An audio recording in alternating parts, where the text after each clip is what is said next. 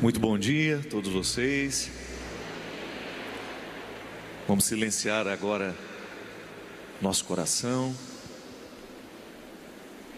Como bem rezava a Salete aqui, preparar a terra do nosso coração para esse grito de independência que nós precisamos dar, munidos com a força e com a graça de Deus. Não há seguimento de Jesus, não é possível viver a experiência de Deus nas dependências, nos apegos, mas é preciso ter um coração livre.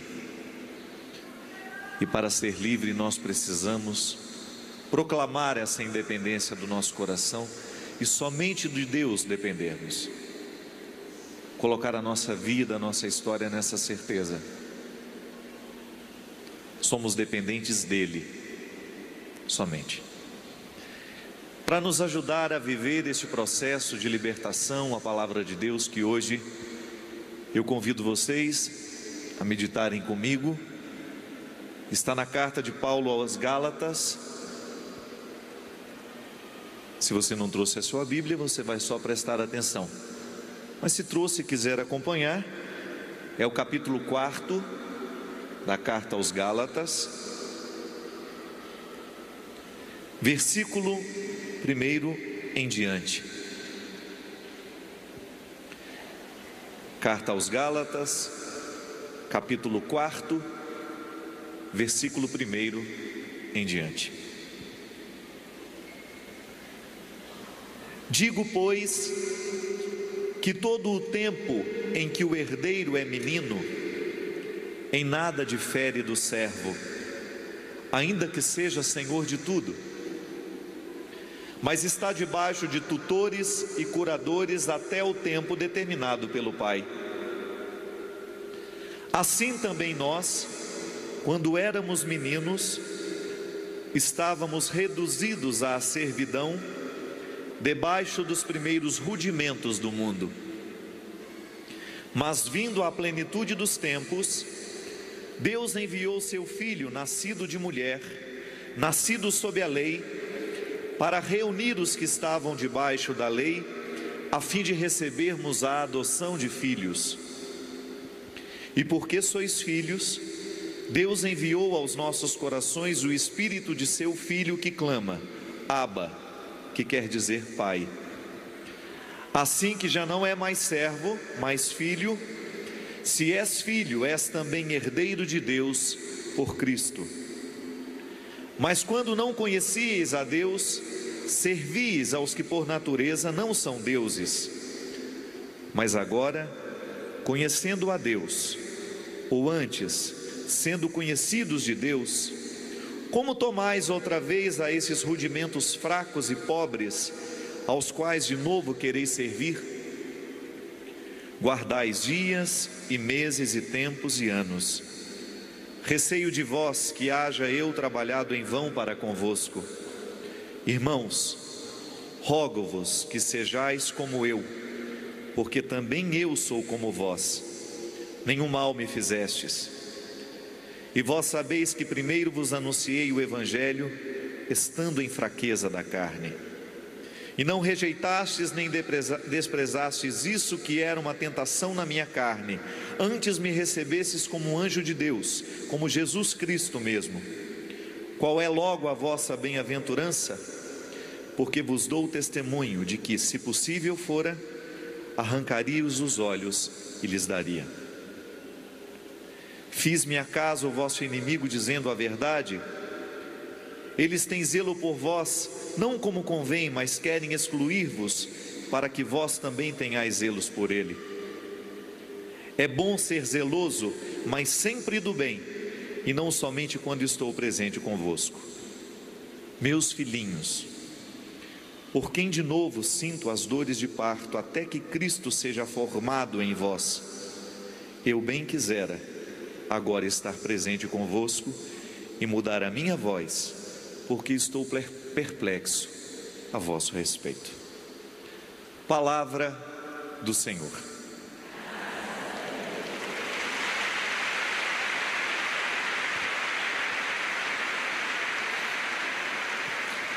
Como eu dizia para vocês ontem, esta pequena carta de São Paulo, atribuída a São Paulo, escrita aos Gálatas, é o discurso da liberdade. E segundo alguns especialistas em Sagrada Escritura, esta carta, ela condensa de maneira muito honesta, de maneira muito direta. É claro que todas as cartas de Paulo, todos os escritos neotestamentários estão diretamente ligados ao pensamento de Jesus e nasceram por causa do ensinamento de Jesus. De maneira especial, a carta aos Gálatas é uma tradução muito fiel da mensagem de Jesus, porque pega o princípio fundamental de tudo aquilo que Jesus ensinou no seu tempo. Para ser de Deus, é preciso ser livre.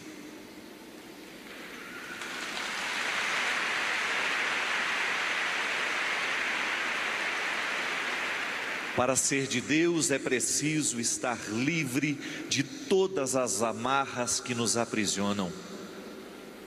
Para ser de Deus, é preciso você viver esta tensão constante de processo de vir a ser, de você se transformar num homem e numa mulher livre, porque aquele que está vivo e ressuscitado não tem outro desejo senão vos libertar. Como? Através da verdade. Conhecereis a verdade, e a verdade vos libertará. E aqui São Paulo fala de maneira bonita, nos comparando ao processo das crianças. Eu acredito que ele estava um pouco bravo com essa comunidade, né? Porque ele, no final da carta, ele dá uma chicotada boa. Estou perplexo com o comportamento de vocês. Porque São Paulo deve ter percebido que os Gálatas, ao invés de caminharem na direção da liberdade, eles estavam retornando à escravidão dos antigos ídolos. Veja bem vocês que Jesus, a pregação de Jesus, está diretamente ligada à necessidade de cortar as idolatrias que existiam naquele tempo. A palavra de Jesus está diretamente ligada ao contexto religioso que muitas vezes oprimia. Oprimia por quê? Por uma série de razões. Uma delas era a compreensão equivocada de que o cumprimento da lei é o mais importante para se alcançar a salvação. Jesus identifica que a lei pode escravizar. Quantas vezes Jesus fala sobre isso? E o interessante é que até mesmo muitas curas físicas que Jesus realizou começava na libertação do coração.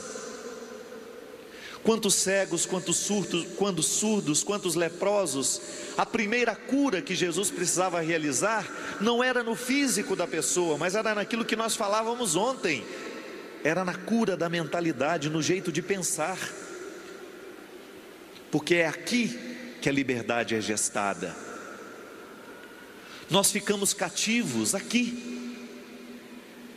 A gente usa muito a metáfora do coração, né?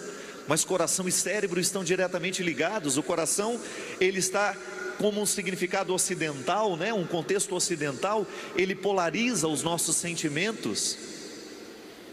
E a experiência que a gente faz do mundo é o tempo todo racional, mas ela é também de sentimento, ela é sensorial, passa pelos meus sentidos o tempo todo, eu experimento isso de maneira sensível. E eu vou sendo das coisas e das pessoas, eu vou me afeiçoando às ideias, às pessoas. E muitas vezes, no processo de me afeiçoar, eu crio uma espécie de dependência.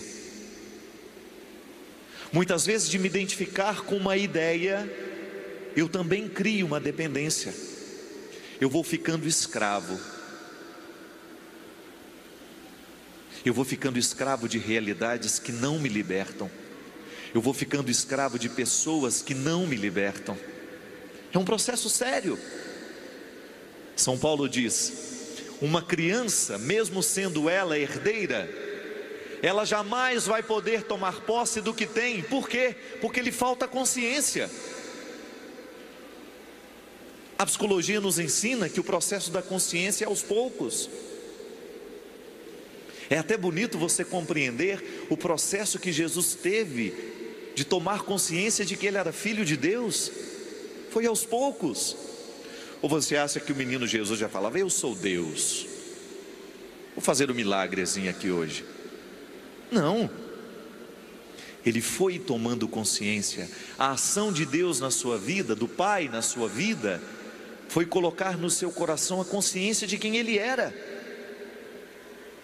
E é bonito você perceber que todas as pessoas que estavam ao redor de Jesus foram importantíssimas para que ele se tornasse quem ele foi, quem ele é. Tomar consciência do que se tem, do que se é um processo de maturidade, minha gente. E somente esta consciência apurada, esclarecida, como dizíamos no dia de ontem, é preciso ter uma clareza, uma consciência, é preciso estar com a mente aberta para compreender, para mergulhar no mistério da salvação. Assim como a criança é herdeira, mas não sabe que é, e enquanto ela não cresce, enquanto ela não estabelece um momento de consciência de saber o que ela pode e o que ela deve, ela deverá ficar sobre o tutor, sobre a regra, sobre a lei. Já falei disso aqui algumas vezes.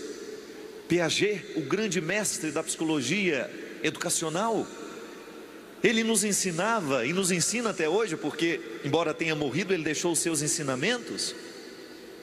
Ele dizia que uma criança só é capaz de compreender o processo do bem e do mal à medida em que ela amadurece do ponto de vista cerebral. Nós nos tínhamos antigamente, hoje as crianças entram na escola mais cedo, mas nós não sabíamos que aos 7 anos a criança entrava para a escola. Era a idade da razão, não era isso que a gente dizia? Por quê? Porque a psicologia nos ensinava naquele tempo que aos 7 anos a criança está preparada para começar as equações mais elaboradas, os raciocínios mais elaborados. Antes disso não adianta. Ela não tem maturidade cerebral, ela não tem maturidade para poder compreender pensamentos mais elaborados.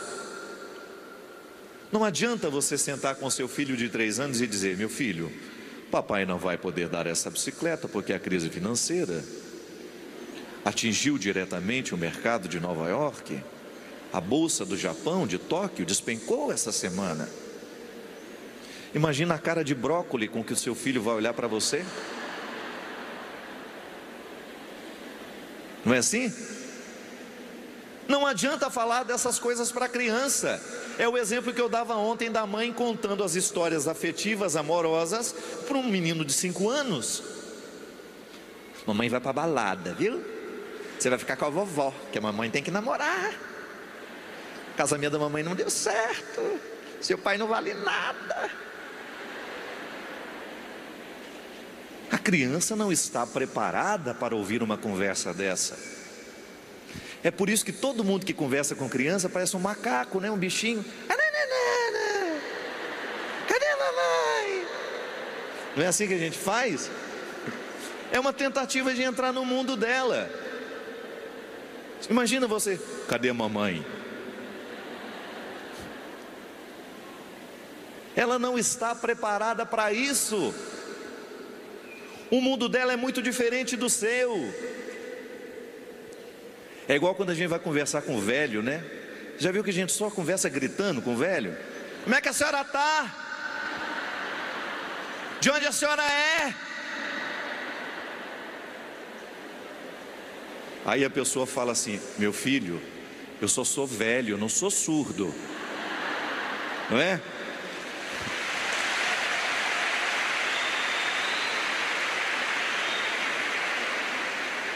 São formas diferentes de comunicação que você se utiliza para poder entrar melhor no mundo do outro, minha gente. Quantas vezes na evangelização nós precisamos utilizar desses métodos? Imagina, doutor Roque, você lá com um diagnóstico terrível, para aquele paciente que não sabe nada. Olha, você está aqui com entupimento endócrino, papapá, papapá, papapá. E ele vai olhar com aquela cara de brócolis para o senhor: e aí, doutor? Aliás, eu ganhei um link de um blog que você precisa entrar. É de uma médica, filha de uma amiga minha, da Maria do Carmo. O nome dela é Eduarda, a filha dela. É um blog que chama Doutor Me Explica. É ótimo. www, não sei o que, Doutor Me Explica, entra lá que você vai conhecer. Ela trata assuntos de medicina de maneira simples. Você joga lá a sua pergunta e a médica vai responder. Se o médico não entra no nosso mundo, ele não vai fazer a gente compreender o que a gente precisa compreender sobre nós mesmos. Tá igual o padre Vicente, né? Estava me contando a história ontem, eu ri demais. Que ele andou com uns probleminhas de saúde e ele não tem muito cuidado com a saúde dele, não. Tá nem aí. Aí eu falei assim: e aí, tá tratando agora? Eu falei: ué. Um médico virou e falou para mim assim: ó, padre, só tem duas coisas. O senhor vai ter linfoma e o senhor vai ter leucemia. Aí eu falei: o que você escolheu? Aí ele: para, pelo amor de Deus, escolhi viver, então vai cuidar da saúde. Mas às vezes os médicos, para falar com a gente, eles usam uma linguagem que a gente não vai entender nunca. Ou o psicólogo, né? Meu filho, você tem uma triangulação edipiana mal resolvida.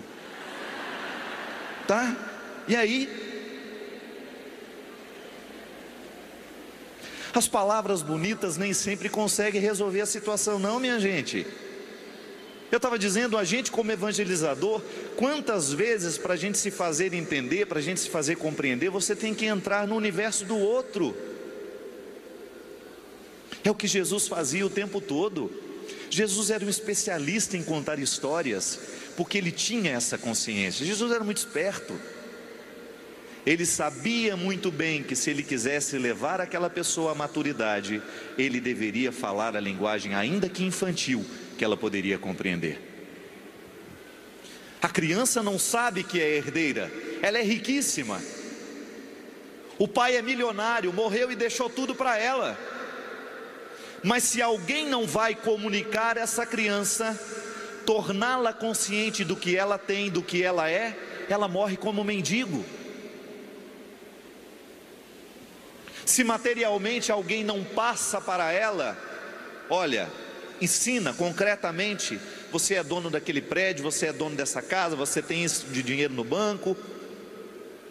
É possível que essa criança morra de fome, porque alguém não comunicou a ela. Minha gente, a vida espiritual é a mesma coisa. É disso que São Paulo está falando. É disso que nós pregamos o dia todo ontem. Muitas vezes nós estamos surdos, muitas vezes nós não compreendemos o processo de Deus, porque falta abrir os nossos ouvidos, abrir a nossa cabeça, abrir a nossa mentalidade, para que a palavra de Deus venha mexer nas nossas coisas, venha mexer no nosso comportamento, nas nossas imaturidades, nos nossos cativeiros, que são obstáculos, como rezava a Salete aqui antes.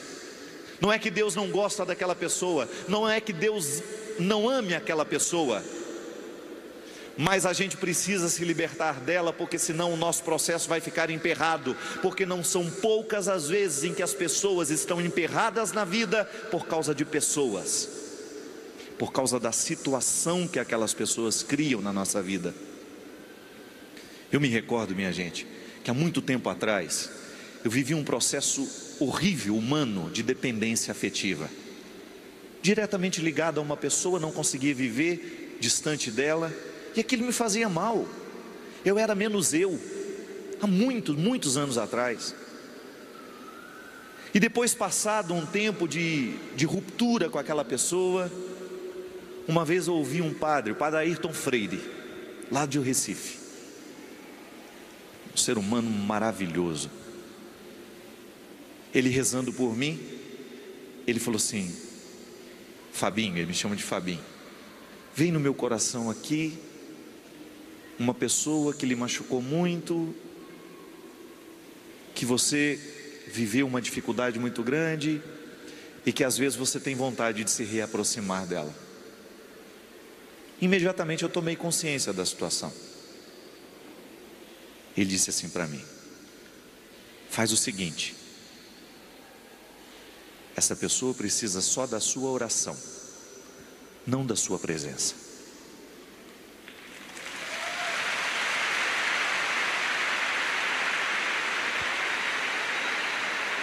E ele tem toda a razão. Quantas vezes, para justificar a nossa presença, a nossa dependência, a gente justifica assim: ah, ele precisa de mim. Mentira, é você que não sabe viver sem ele.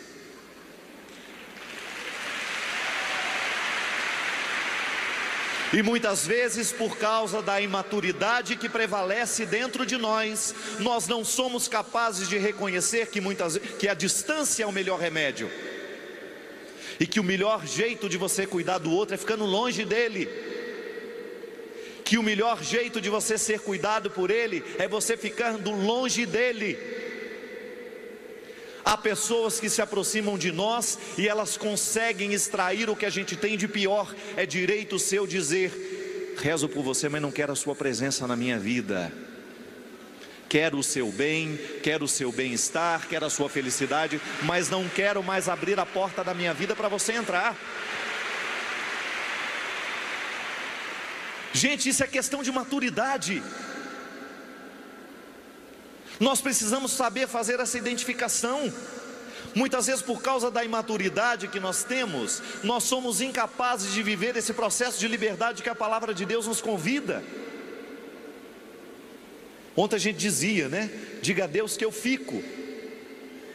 Unimos a nossa frase à expressão de Dom Pedro, que um ano antes da independência do Brasil, tomou uma decisão importantíssima para que o país fosse livre depois. Que se ele não tivesse ficado naquele dia 9 de fevereiro, se ele não tivesse mandado aquele comunicado à coroa portuguesa, se ele tivesse obedecido e ido embora, talvez o Brasil não teria alcançado a liberdade e a independência no dia 7 de setembro. Ele precisou decidir: eu fico, eu vou lutar. Quantas vezes Deus também nos coloca no mesmo lugar? E agora, como dizia o poeta Drummond de Andrade, e agora, José? Acabou o sonho? Não era do jeito que você pensava? E agora você? Como é que você reage diante da vida? Ai, diga, povo, que eu desespero.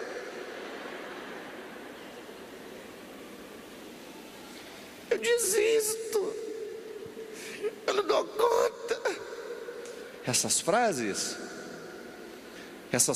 não combinam com maturidade. Quem se joga no chão e dá birra é criança. É criança. Quem disse para você que seria fácil ser gente, mentiu. Ser gente não é fácil. É muito mais fácil você virar um mulambo qualquer. Ser gente dá trabalho. Porque ser gente significa você estar comprometido com o seu processo humano e com o processo de todos aqueles que estão do seu lado. Ser gente significa você ir caminhando na consciência diária de que você precisa dar conta da vida, e que você, dando conta da sua vida, você é um problema menos para a sociedade, você é um problema menos para a sua família.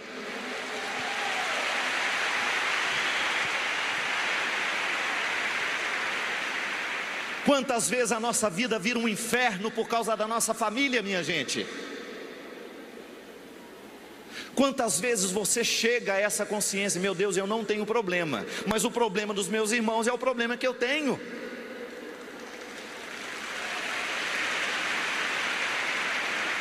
Quantas vezes você chega a essa conclusão: o outro, porque não luta, porque resolveu ser mulambo, ele faz todo mundo sofrer com ele. Como é que você vai acreditar no amor de uma pessoa dessa? Foi o que eu disse para o meu pai, e que graças a Deus ele me ouviu. pai, o senhor me ama? Amo, meu filho. Então deixa de beber pelo amor que você tem por mim.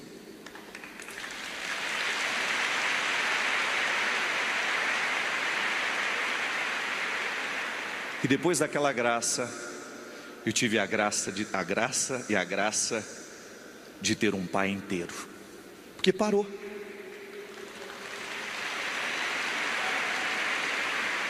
Quantas vezes na vida uma família vira um inferno porque alguém lá dentro decidiu ser mulambo e não faz o menor esforço para ser gente.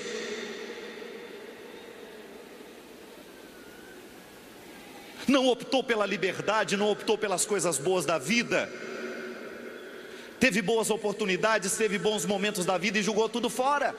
E aí nós vamos lamentar, nós vamos viver um inferno porque aquela pessoa não honrou o compromisso. Minha gente, nós precisamos acender dentro de nós essa consciência. Quantas vezes nós sofremos demais por situações que não são nossas.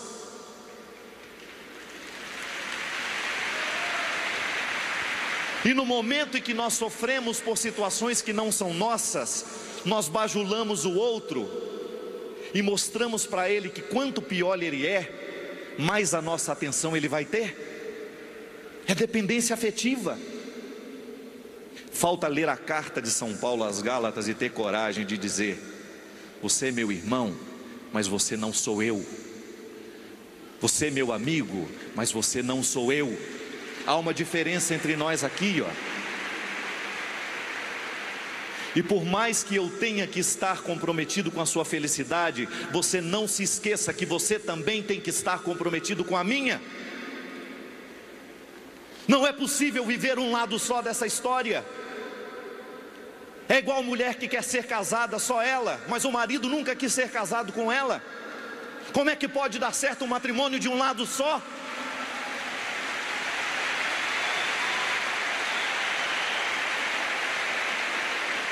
Como é possível ser filho sem que ele queira ser o meu pai? Como é possível ser filho se você resiste em ser a minha mãe do jeito que eu preciso? Como é que nós não somos irmãos do jeito que um precisa do outro? Irmão que só o outro oferece, que só o outro dá, que só o outro tem? Nunca, isso não existe. Podemos ser até pobres materialmente. Podemos até ter diferenças materiais. Um irmão ser mais bem sucedido que o outro, isso é natural. Alguém se esforçou mais, alguém teve mais sorte, alguém lutou um pouquinho mais. Agora, pobreza espiritual a vida inteira, você não ter alguém com quem você pode contar, porque o outro resolveu ser um mulambo. Isso não é cristianismo, nem aqui, nem em lugar nenhum. O cristianismo é essa força que nos coloca na consciência diária. Eu, diante de Deus, preciso ter consciência que o Brasil, que o mundo, que a minha casa, que a minha família será melhor por causa de mim. E o outro fazendo a mesma consciência, o mesmo pacto, nós vamos ter jeito então. Porque imaturidade, o processo da imaturidade, ele pode se estender uma vida inteira.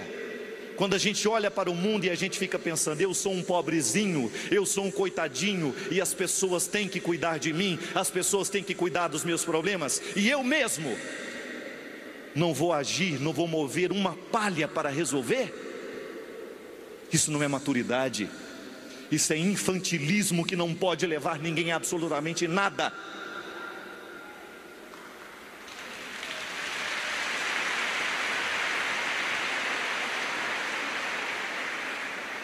Quantas vezes na vida, minha gente, o que nos falta? O que nos falta é essa consciência. Olhe para uma criança, ela é incapaz de dar-se aos outros. O início da vida de uma criança é um processo egoístico terrível. A fase oral, que a psicologia diz, né? É a tentativa que a criança tem de incorporar o mundo pela boca, porque ela não sabe distinguir-se do outro. Ela acha que o outro é continuidade dela. Você que é mãe sabe muito bem o que é levar uma mordida no seio. E adianta você falar para ela: filhinha, Não morde a mamãe assim. É à medida que ela vai crescendo, é que ela vai tomando consciência de que ela não é você. Mas se você não ensina, ela pode ficar um adulto pensando assim, que você não é nada mais, nada menos do que um instrumento da realização dela. Faça tudo o que eu quero, faça tudo o que eu mando. Criança, se você não ensina, não tem nada de bonitinho não.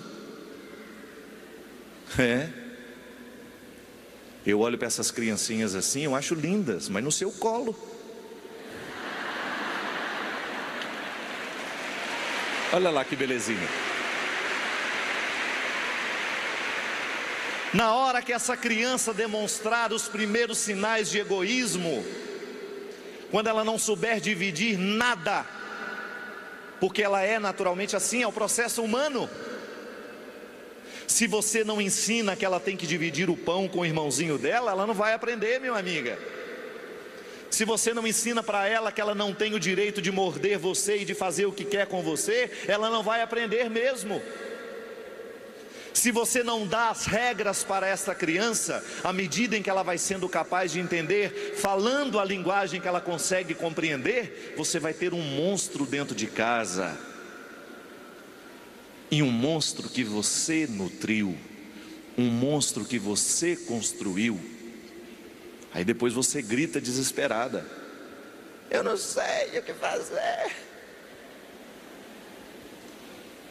Se não ensina a maturidade, se não mostra para ela a dureza da vida, depois a vida será 2 vezes pior para todos nós. E o pior, atinge todo mundo.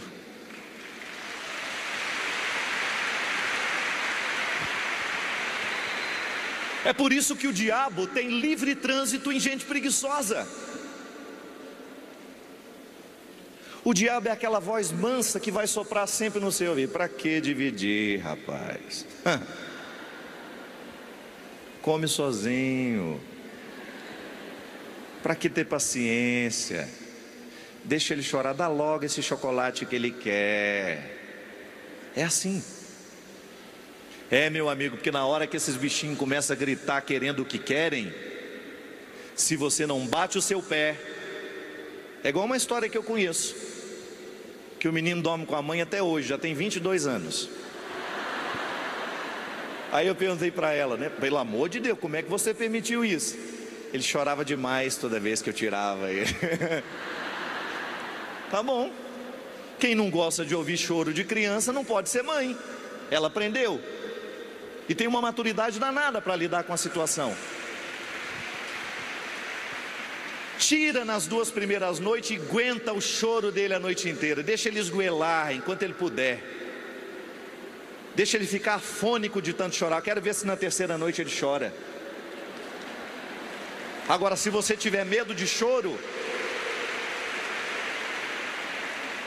quem tem medo de choro de criança vai ter que se acostumar com o choro do adulto. É você que vai chorar a vida inteira arrependido. Por que não fez? Por que não falou? Por que não tirou? O filho, ele é esperto, minha amiga. A criança é espertíssima. Ela sabe muito bem o jogo que ela precisa fazer para dar conta. Para mim o exemplo melhor é o gato de botas do filme do Shrek. Você lembra os olhinhos que ele fazia cada vez que ele sentia-se ameaçado? É a melhor parte do filme. Quando o perigo ia chegando, porque ele é todo bravinho, né? Aquela voz grossa do Antônio Bandeiras, né? Aí na hora que o perigo se aproxima, ele vai tirando aquela roupagem assim, ele vai ficando meiguinho, vira um gatinho que você tem vontade de levar para casa. É o jogo que a criança faz com a gente muitas vezes. Eu posso ir lá, mãe? Não. Ou sim.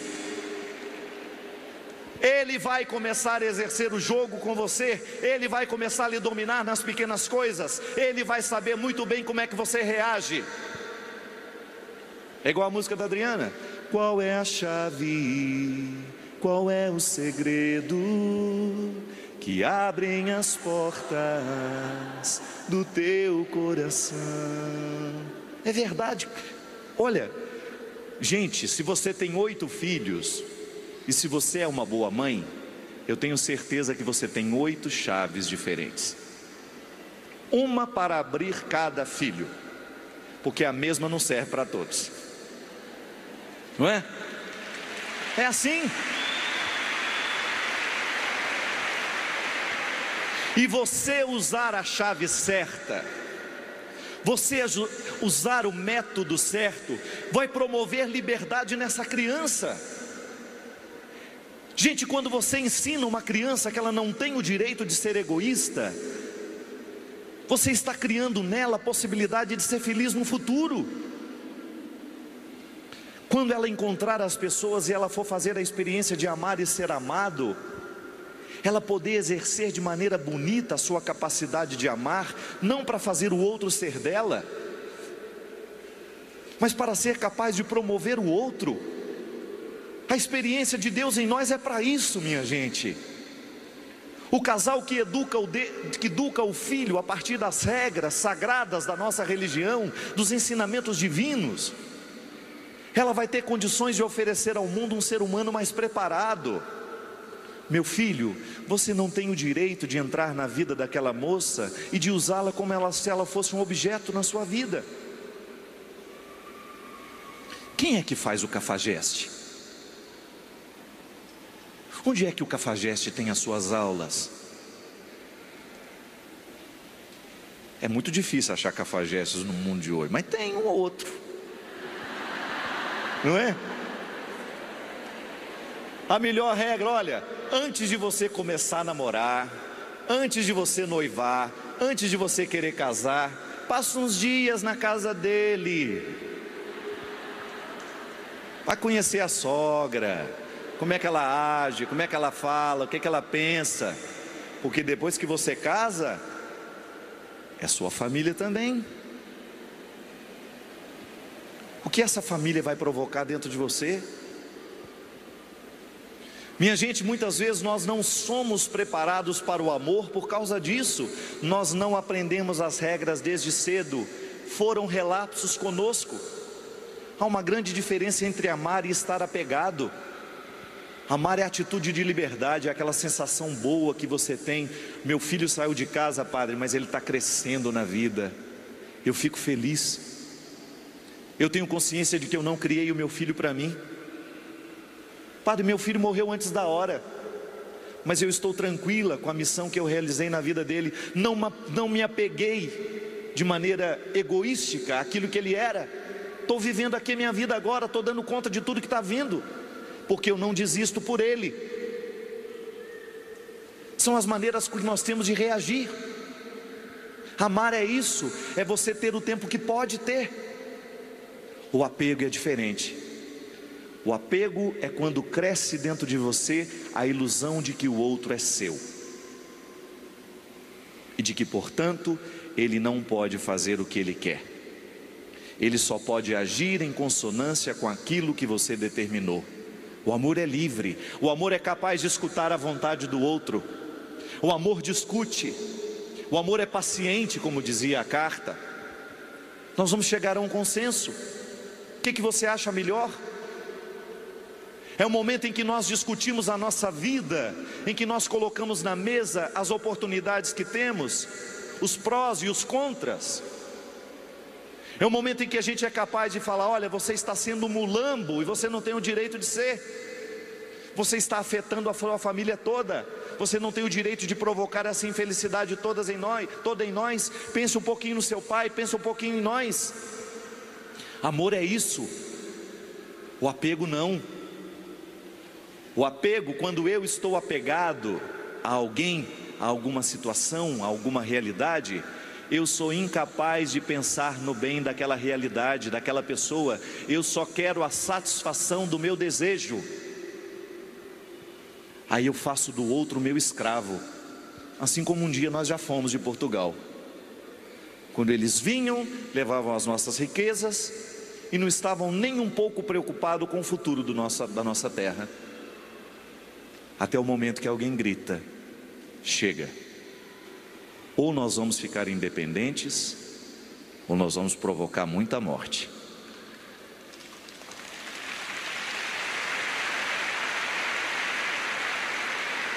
E foi num dia como hoje que, às margens do rio Ipiranga, alguém sentado num cavalo disse: independência ou morte. Só que aqui no nosso caso, não vamos matar ninguém, não.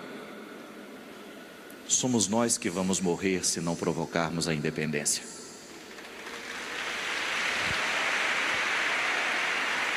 Quando você descobre que muitas vezes você não ama, mas você está apegado, você está vivendo um processo de apego a ideias, a situações, a pessoas, e você está sendo incapaz de reagir, você não está sendo maduro, você está provocando uma infelicidade dentro de você e no coração daqueles que estão do lado.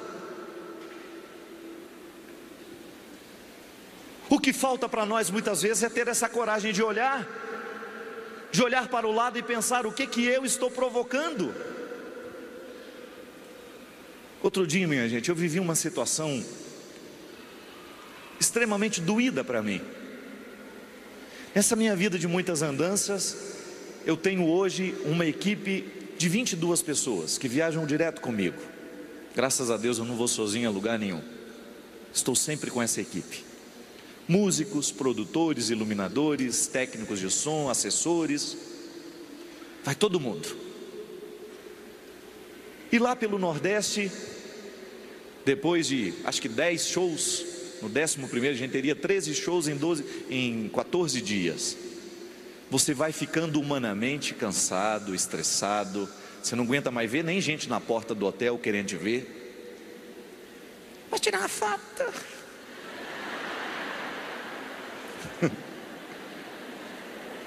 Senão minha mãe me mata. Aí você, vou, tiro. Só que aí você vai guardando dentro de você um cansaço tão grande. E lá pelas tantas, no penúltimo dia, houve um incidentezinho bobo, um esquecimento de uma coisa, uma informação trocada. Minha gente, se você visse a maneira como eu tratei as pessoas que eu amo, que dão a vida por mim, que me assessoram, que tem paciência comigo, que faz de tudo para eu comer direitinho na hora certa, o que não faz mal. Se você soubesse o ser humano horroroso que eu me transformei naquela hora, e as palavras grossas, duras, machucantes que eu pronunciei naquele momento, você nem acreditaria que era o Padre Fábio. Porque o Padre Fábio que eu quero ser não fala aquilo. O Padre Fábio que eu quero ser e que Deus projetou para eu ser, não age daquela forma.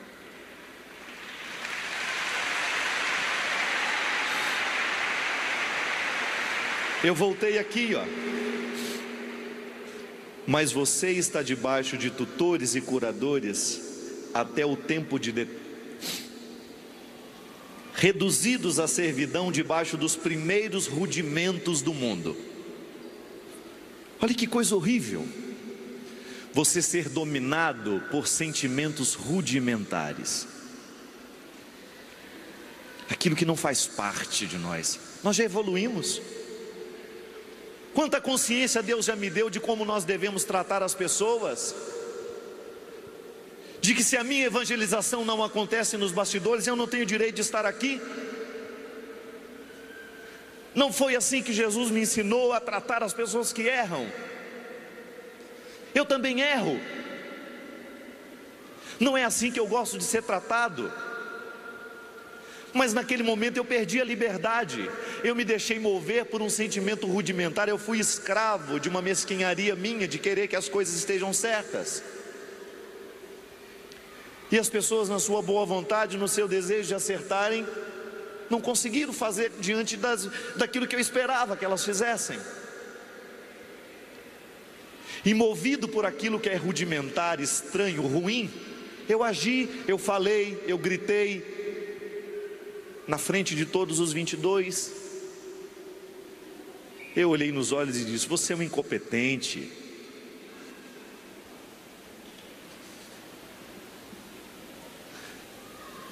Só que o incompetente ali era eu.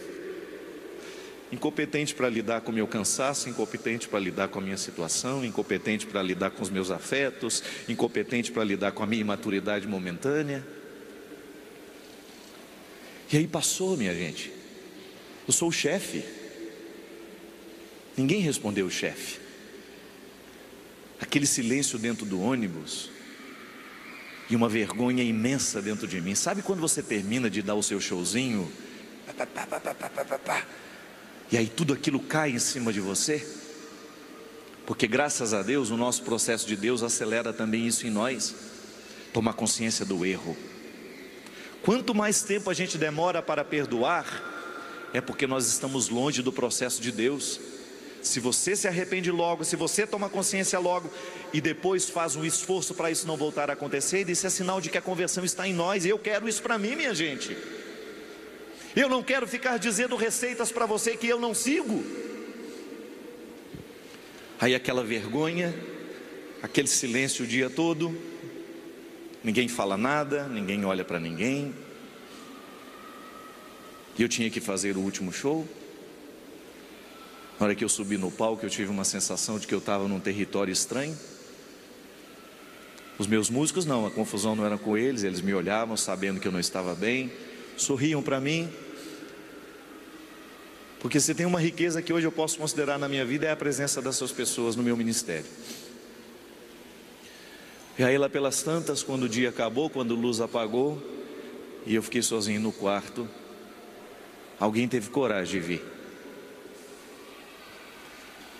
E tremendo, com muito medo, disse para mim assim: me desculpa que eu estou morrendo de medo de dizer o que eu vou dizer para você, mas eu não quero mais ficar do seu lado. Eu não quero ficar mais do seu lado porque eu sou incompetente, eu não sirvo para fazer o que eu faço. Mas antes disso, eu vim aqui para ser feliz. Eu quero trabalhar e ser feliz no que eu faço. E se eu não sou feliz no que eu faço, está na hora de ir embora. Sabe o que eu aprendi mais uma vez naquela hora? Naquela hora em que eu tive coragem de chorar, de pedir perdão, de dizer tudo o que eu gostaria de ter dito já desde manhã, de convencê-lo a ficar. O teor mais profundo dessa palavra que nos convida à libertação. Eu quis viver aquilo na minha vida, minha gente. Eu não tenho o direito de fazer a vida do outro ser um inferno.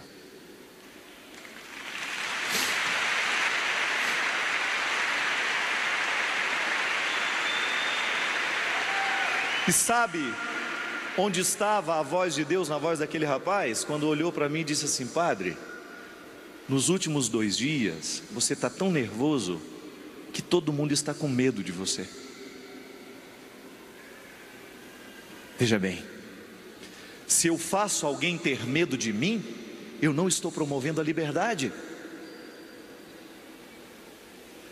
Se eu faço a minha presença e a minha autoridade sobre o outro fazer valer por causa do medo, então eu preciso voltar para a escola e aprender tudo de novo. Eu tenho que ser gente para promover a liberdade. O meu jeito de ser gente tem que ser para promover a liberdade. Eu não quero ninguém com medo do meu lado, minha gente. Eu quero alguém livre, porque se não for livre não será feliz, como ele mesmo disse. E que bom que Deus colocou no coração dele a coragem de me dizer isso, porque senão eu poderia passar aquela noite e no outro dia amanhecer achando que está tudo bem e levar a vida adiante.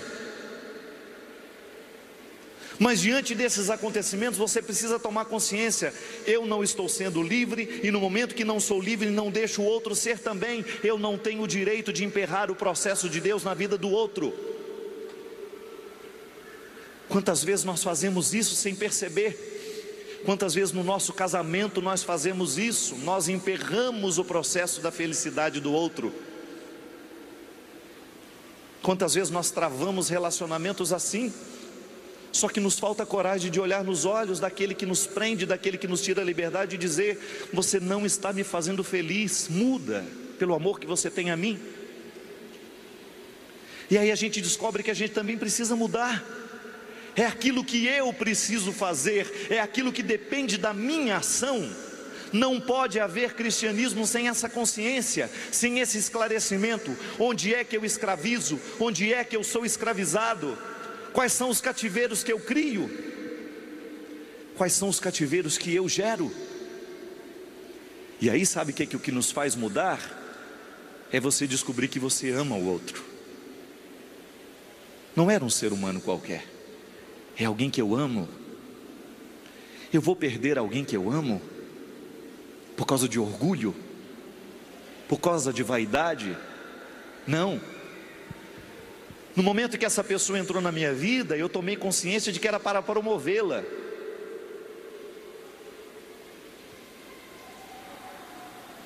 A minha experiência com as pessoas tem que ser assim. Eu me lembro a primeira vez que eu vi a Léo, que está do meu lado há tantos anos. Quantas vezes eu olhei nos olhos e falei: sai da minha vida, vai embora, eu não suporto você. E graças a Deus ela não foi.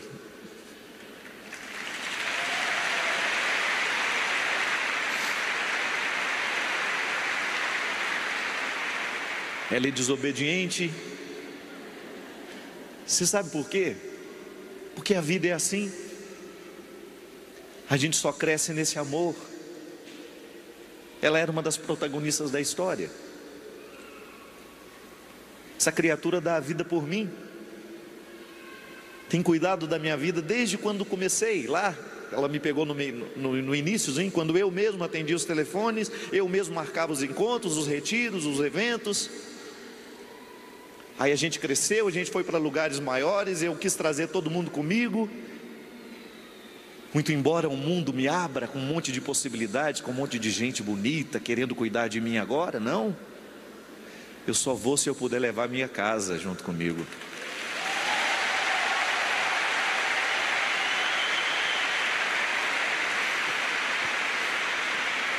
Mas eu quero que ela esteja do meu lado para crescer, para ser livre também.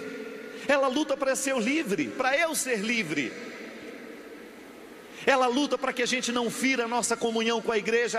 Ela luta o tempo todo, marcando, conversando, ligando, cuidando do meu ministério, dos avessos, dos meus paramentos, da minha vida ministerial, para ser livre, minha gente. Às vezes ela olha para mim, fica calada, mas deve pensar: é um menino, está dando birra. Ela espera o choro acabar, a birra passar, depois ela volta. Não é bonito, não.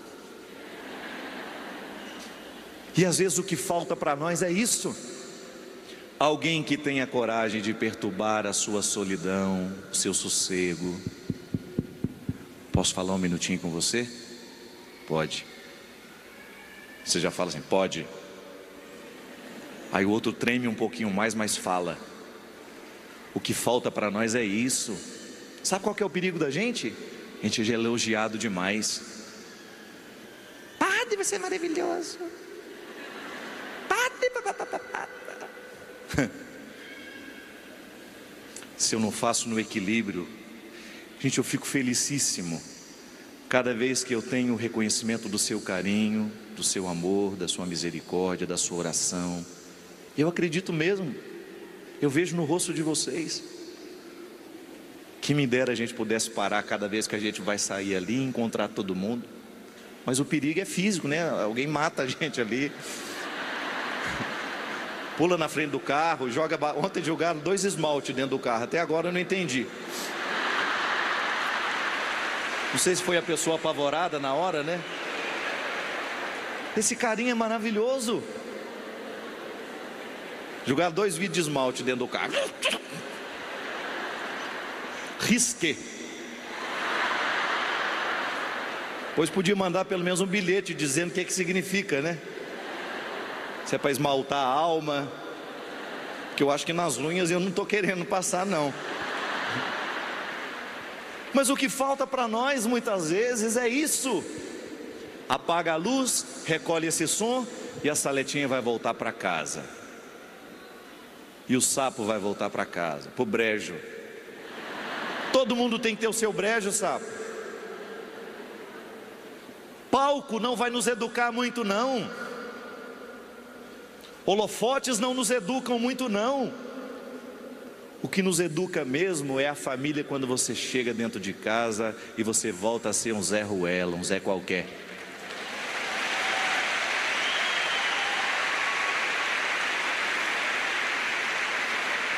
Quando eu entro no apartamento da minha mãe, ela fala: você podia arrumar essa porta desse armário que ela está quebrada. Fui abrir e caiu em cima de mim. Pronto. Aí me humaniza. Você ser humano assim, sabe? O outro olhar de igual para você, com respeito. Não está bonito isso que você está fazendo. Cuidado. Se você não gritar independência ou morte, você vai morrer antes da hora, porque você está se aprisionando, você está vivendo de apegos, você está vivendo de lixos, você está se transformando num mulambo. Você não pode ser um mulambo. É tecido nobre que Deus quer que você seja. Só que se a gente não cuida, minha gente, o mulambo é o caminho mais fácil. O mulambo é o caminho mais fácil. Igual uma festa que uma vez eu estava em Belém do Pará. Sabe como é que era o nome da festa? Ninguém Vale Nada. Festa do Ninguém Vale Nada. Você já imaginou a consciência de quem vai para um negócio desse? Se você já entra numa festa que todo mundo já está sabendo que ninguém vale nada, como é que você pode valer alguma coisa? Como é que você pode exigir respeito lá dentro? Ou então você pega uma pessoa que foi para o carnaval de Salvador e você olha para a cara dela e ela fala: e aí, como é que foi? Foi bom demais, eu estou acabado. Como é que pode ter sido bom se você ficou acabado? Diferente do nosso carnaval aqui, né? Que quando você olha: e aí, como é que foi? Não, estou iniciado, estou começado, recomecei.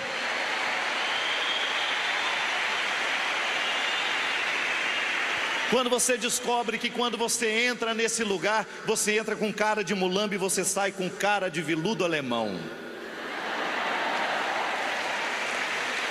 Não é? Aquela cara amarrotada. Não dá, gente. Joga isso fora. Pelo amor de Deus, se você descobre que você está sendo um peso para os outros, se você percebe que a sua atitude não é construtiva, se você não edifica, se você pesa quando você chega, se você só tem notícia ruim para dar, se você só tem coisa para reclamar, se você acha que o seu problema é o maior do mundo, cuidado, você afasta os outros. Ninguém dá conta de ficar do lado de uma pessoa que tem cara de sexta-feira da paixão a vida inteira. Tem a cara de sábado da aleluia.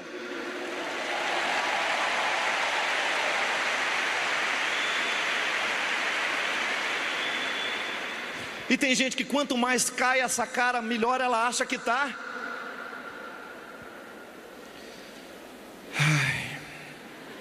No meio daquela confusão, aquele monte de gente, você para: e aí, como é que está? Estou péssima. Aí você tenta: ah, não, mas vamos lá. Se você tivesse tempo de me ouvir, se você soubesse o que eu tenho para te contar, seja ó. Você sabe que vem pessimismo puro. Uma coisa é a pessoa te contar um problema com otimismo: tenho tal situação, padre, mas não desisto, não viro mulambo nas mãos do diabo, porque o diabo é assim. Se ele perceber que você está na tentação de virar um mulambo, ele vai te fazer virar mulambo mesmo. Você esquece que você é veludo alemão e você vira pano de saco. Eu me lembro quando eu morava lá em Formiga, a gente era pobre igual um rato, sempre fomos, com muito orgulho. a gente não tinha dinheiro para comprar roupa, a minha mãe alvejava saco de açúcar, né, branco, e fazia uma roupa para a gente. Tirava aquelas coisas todas, né, com alvejante, aí usava. O meu maior sofrimento era alguém que falava assim: essa calça é de saco? Nem alvejando, doutor, a gente ficava livre. Saco é saco.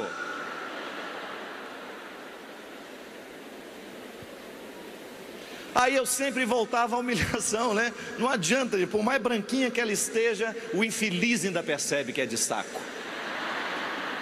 Dava vontade de falar: não, isso é um linho italiano. É a última palavra em tecelagem. Não. A antropologia cristã nos ensina: nós somos veludo alemão. Tem brilho, é bonito.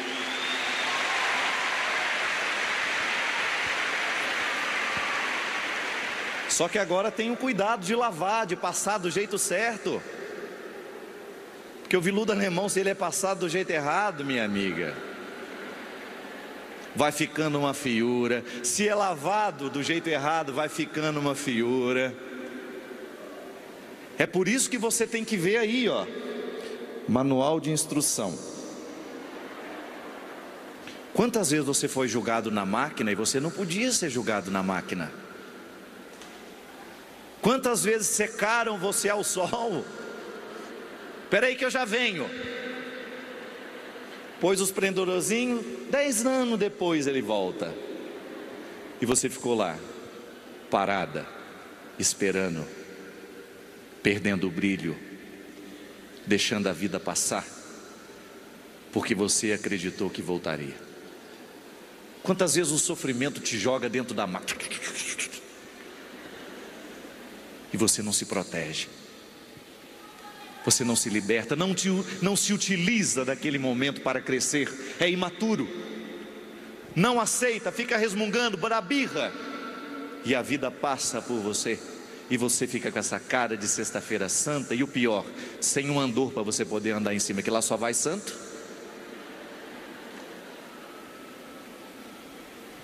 Não é possível viver assim. Vai chegar um momento em que você vai ter que te resolver: independência ou morte, minha amiga. Ou você vai sacar essa espada e lutar com os poderes de Deus e vai proclamar essa independência, ou você vai transformar a sua vida no inferno e a vida de quem está do seu lado. Abra a janela, permita que o sol entre. Chega de ficar lamentando um passado não vivido, um passado que não deu certo. Sepulte o que tiver que sepultar e volta para viver.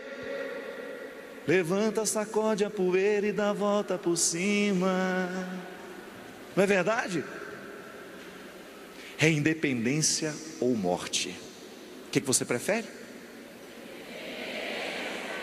Para que você veio aqui? Celebrar a independência do país? É, mas isso é muito utópico. A independência do Brasil está aqui, ó. Está aqui, no coração de cada um de nós.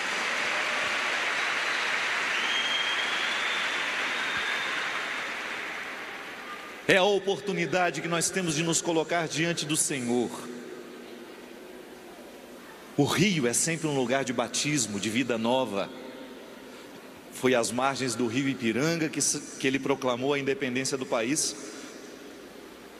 O nosso é às margens do rio Jordão, no lugar do batismo. É lá que nós proclamamos a nossa independência. Cada vez que nós nos aproximamos da Eucaristia, cada vez que nós nos aproximamos dos sacramentos, é vida nova que você precisa. Nada de sexta-feira da paixão na cara. O Calvário de Jesus só tem sentido porque ele nos leva à Páscoa. O sofrimento tem que ser enfrentado de pé. Ninguém nos prometeu que seria fácil. Volto a dizer, não é fácil ser gente. Ser gente dá trabalho. Ser imaturo é fácil.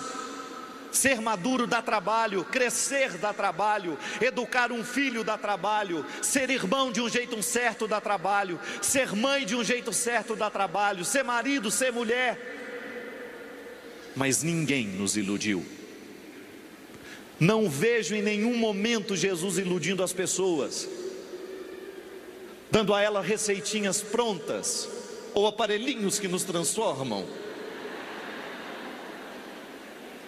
Não, é esforço, é luta. Um dia perguntaram ao Rui Barbosa: qual é o segredo da sua sabedoria? Ele disse assim: é que o sol nunca me surpreendeu na cama.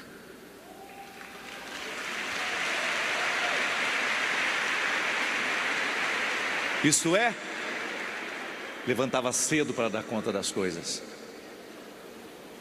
levantava cedo para dar conta da vida, e nós temos que dar conta. Gente, é uma só que nós temos. Perceba onde é que você está errando. Perceba onde é que a sua liberdade está sendo cortada, onde é que você não está sendo capacitado. As pessoas que estão retirando a sua energia, neutralize isso. Você pode continuar amando, mas neutralizando. Quantas vezes na minha vida eu precisei fazer isso? Eu amo você, mas eu não vou aceitar esse lixo que você me joga. Eu não sou o seu lixo, eu não sou o seu depósito de lixos. Você tem que fazer o seu esforço para a sua vida dar certo. Você tem que fazer a sua parte, porque vai chegar um momento da vida em que nós vamos ser colocados num ponto final, e lá não tem como fugir.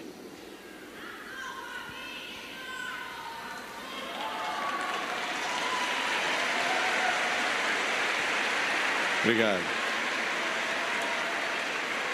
Vai chegar um momento em que você vai ser colocado nas margens deste rio, neste lugar, e você vai ter que decidir. Aí você fica de pé. Vamos lá? Fica de pé. A situação vai ficar feia, ou se já está, é agora o momento. Eu me lembro, quem já foi ao Beach Park em Fortaleza? Quem já subiu no Insano? Insano é aquele toboágua que é considerado um dos maiores da América Latina.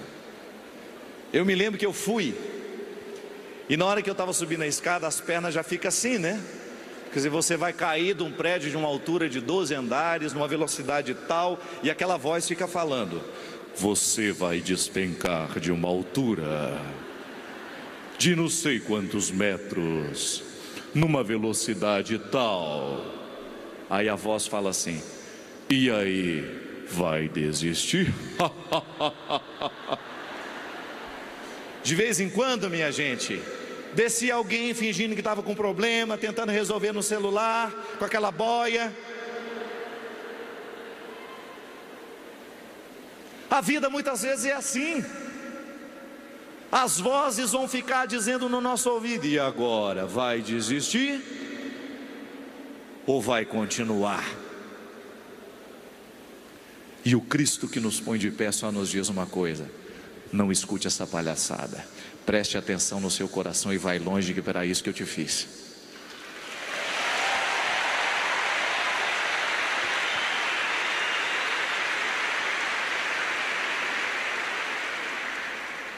Não preste atenção naqueles que estão querendo te desestimular. Não põe ouvidos, não dê ouvidos, não dê atenção, não coloque a sua atenção nas vozes diabólicas que querem fazer você desistir. Se você precisa tomar uma iniciativa na sua vida, não tenha medo dela. Eu tenho certeza que você precisa parar de fumar. Se você não fuma, não é para você, mas se você fuma, é para você.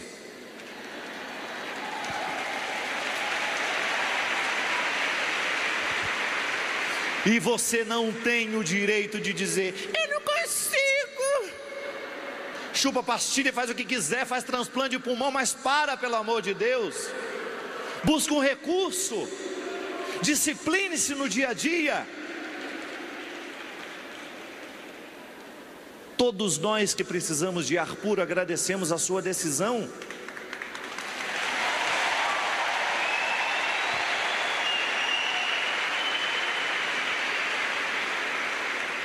Eu tenho certeza que você precisa parar de beber.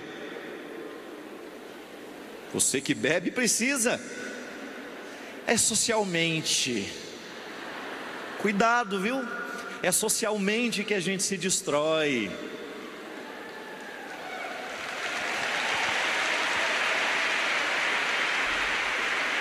Eu tenho certeza que você precisa parar de se prostituir.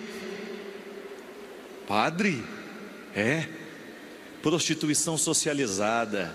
Quando você aceita cada dia um deitar na sua cama, quando você aceita cada um tomar posse do seu corpo, como se ele fosse um objeto. Porque cresceu dentro de você essa mentalidade permissiva.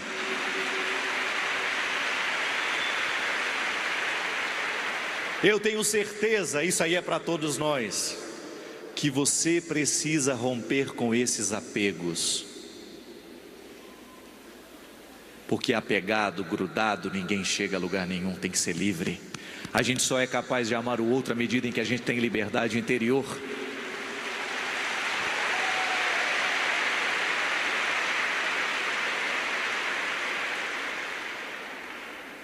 E às vezes, o melhor jeito de recomeçar uma situação, sabe como é? Pondo fogo nela. Pelo amor de Deus, ninguém aqui vira incendiário. Você já imaginou? Então eu vou pôr fogo na minha sogra. Não. Você vai pôr fogo dentro do ódio que você sente, dentro da rejeição que você tem. É isso que precisa queimar. São irrealidades imateriais e que estão dentro de nós, que você precisa entregar nas mãos do Senhor e dizer: Senhor, queima agora o meu cigarro, mas não minha boca. Eu não quero que esse cigarro continue queimando na minha boca. Eu quero que ele queime definitivamente agora na sua mão. Destrói esse vício do meu coração, Senhor. Liberta a minha família, Senhor. Incendeia a minha alma, Senhor. Incendeia o meu coração. Incendeia o coração da minha casa. Me ajuda a dar esse grito de independência. Mais forte. É a independência que nós queremos proclamar no dia de hoje. Incendeia a minha alma. Incendeia a minha alma. Incendeia a minha alma, Senhor. Solta a sua voz que eu quero ouvir bem bonito. Incendeia a minha alma. Incendeia a minha alma. Incendeia a minha alma, Senhor. Mais uma vez. Incendeia a minha alma. Grita forte os seus motivos. Incendeia a minha alma, Senhor. Nós somos todos iguais nesse dia, minha gente. Eu tenho certeza absoluta que não há uma pessoa neste rincão que hoje não tenha necessidade de queimar alguma coisa diante do Senhor. Eu tenho certeza absoluta que não existe nenhuma pessoa nos acompanhando em casa que também não tenha necessidade de queimar alguma coisa diante do Senhor. São os nossos ódios, são os nossos ciúmes, são os nossos crimes, são os nossos erros, são os nossos apegos, são os nossos vícios, são as nossas infidelidades, são os nossos pecados, tantas vezes mortais, que impossibilitam a felicidade da nossa casa, dos que nós dizemos que amamos. Queime diante do Senhor, permita que o Senhor hoje traga esse fogo, pelas mãos do Espírito Santo, pela força do Espírito Santo em nós. Hoje é dia de independência, hoje é dia de proclamar que nós queremos ser felizes, que nós não queremos a morte. Canta comigo, canta com a Salete, com o ministério, desde o início, pedindo que o Espírito Santo venha agir no nosso coração e na nossa vida. Espírito Santo, vinde orar em mim, orar em mim. Espírito Santo, vinde. Espírito Santo, vinde falar em mim, falar em mim. Vinde curar, vinde libertar nossos corações de toda opressão. Vinde transformar, vem sentir. Traz fogo dos céus neste lugar, neste lugar. Solta a sua voz, canta ao Senhor. Incendeia a minha alma, incendeia a minha alma, incendeia a minha alma, Senhor. Mais forte, mais bonito. Incendeia a minha alma, incendeia a minha alma, incendeia a minha alma, Senhor. Bem forte, solta essa voz. Incendeia a minha alma, incendeia a minha alma, incendeia a minha alma, Senhor. E agora, eu quero lhe convidar a um gesto de coragem. Se você pode, coloque na concha da sua mão aquilo que você sabe que lhe escraviza. Seja capaz de visualizar, como se essas pessoas pudessem agora caber na palma da sua mão. As pessoas que escravizam o seu coração, as pessoas que causam dentro de você sofrimento. Não é para abandoná-las, mas é para colocá-las no lugar certo. De repente você vai descobrir que você precisa colocar o seu filho na sua mão agora. São realidades que você perdeu, e você quer permitir que o sangue precioso de Jesus seja derramado sobre esse filho hoje. Não é que você vai se alienar, não é que você vai deixar de cuidar, não. Você vai simplesmente colocar para que o Senhor lhe dê condições de agir de um jeito certo, de tomar a distinção, de viver a distinção. Coloque os seus inimigos, coloque todas as pessoas que machucaram você, coloque o seu cigarro, e esse é concreto. Tire do seu bolso, coloque na palma da mão os seus vícios. Se é o álcool, tenha coragem de colocar este álcool na mão agora e dizer: eu não quero mais, Senhor. E é bom que álcool queima rápido. Basta você permitir que a chama do céu toque. A sua infidelidade, se você não está sendo fiel à sua esposa, ao seu esposo, aos seus filhos, coloque essa infidelidade na sua mão, permita que o Senhor venha queimar isso agora. Se são mágoas, se são ressentimentos, se é o seu passado, coloque isso na sua mão agora. Se é o seu espírito de vítima, coloque isso na mão agora. Não queira ser vítima, não queira ser um mulambo nessa vida. Peça que o Senhor venha queimar essa personalidade tantas vezes ferida, machucada, que lhe faz se sentir um nada. Não é para isso que Deus lhe criou.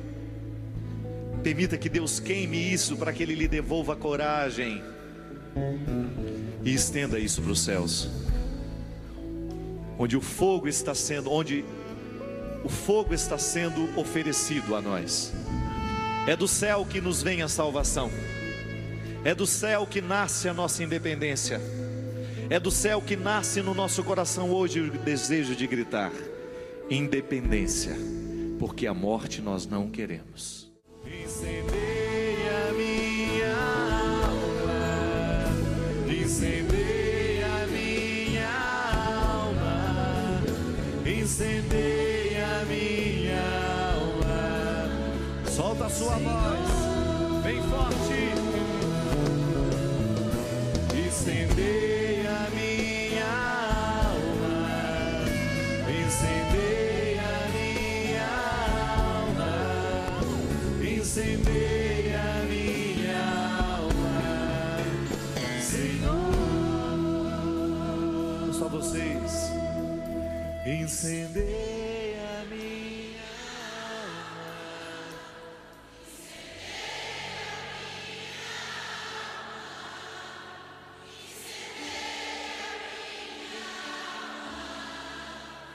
Bem bonito para terminar. Vamos lá. Incendeia.